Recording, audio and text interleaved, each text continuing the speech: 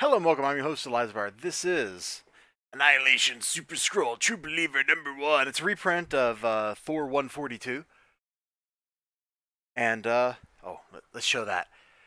Man, I miss when comics would just be straight up and bold about their content. You look at like a modern comic book cover, and here. Alright, so look at this. Look at the trade dress on this thing. Alright, let's just turn it sideways so you can like see the whole thing. It tells you exactly what's going on in here. From the edge of infinity, he comes, possessing all the blockbusting powers of the Fantastic Four. Boom! We've already like checked off one checkbox. We've name dropped some popular characters. Then come over here.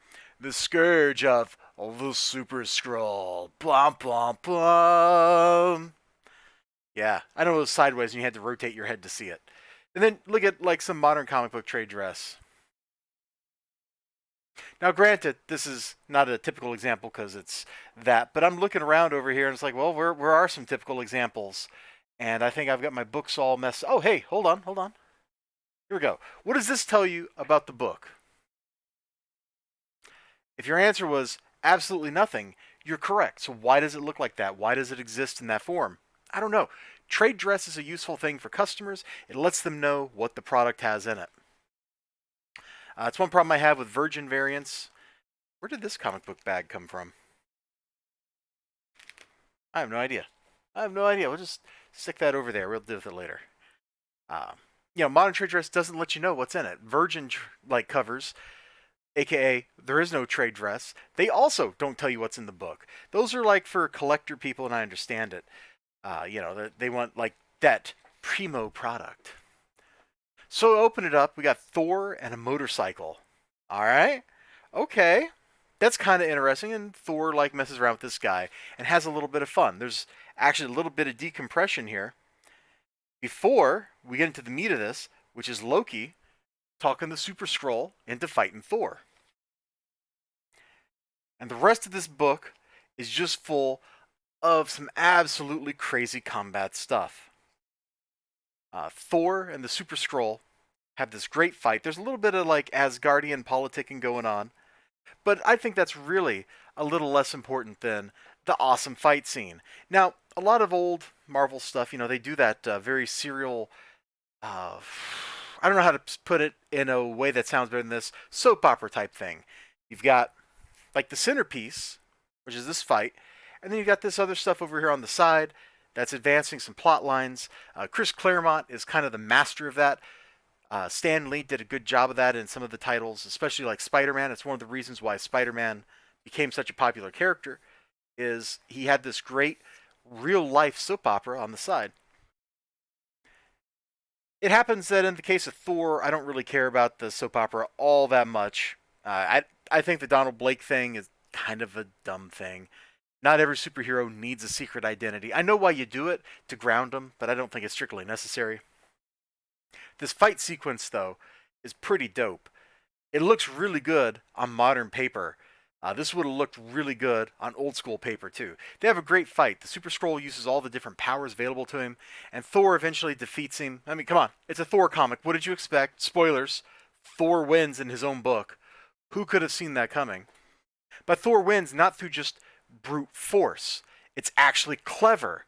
And I'm not going to spoil that because I want you to go see how clever it is. This is $1. This is $1. You just get a stack of 20 of these and just give them out to people. Just be like, hey, check out this comic book. Check out this comic book. They'll think you're a maniac because nobody realizes comic books are actually published anymore. But you should do it. You should do it. Maybe you'll get a new comic book reader and a friend. There's also a backup story, which I presume is from the same issue of Thor, with the Warriors 3 out there just wrecking face with Thor. And this is actually a pretty fun little adventure. I'm not going to show any more of it than just like this one panel here, or I guess these two panels here. But it was some great fighting, great posing, great composition. You can feel the action. And part of that is kind of helped by the action lines showing like the arcs of the swings and that sort of stuff. It's very endearing. It's very fun. Jack Kirby, if you've ever wondered why Jack Kirby is considered a master, you should just look at this $1 book. This will teach you everything you need to know about how to make great sequential art if you study it enough. I promise, I swear. I'm not just saying that. It really is that masterful. Now, you can go, yeah, but Elizibar doesn't look like as super detailed as, you know, this one random panel you've selected from Doomsday Clock here. Yeah, so Jack Kirby, like, did the art for like 10 books a month. What do you want from the man? He's a wizard. He's a black magician.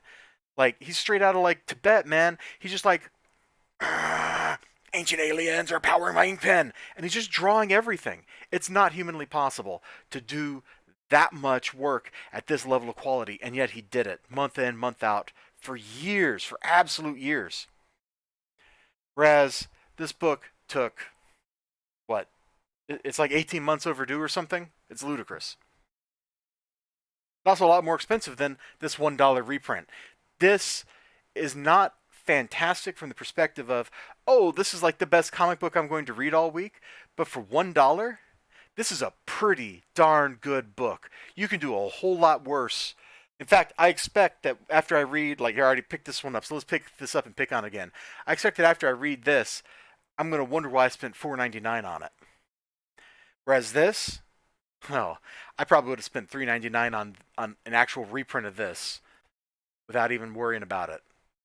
It was that much fun. It was absolutely that much fun. Book's worth it.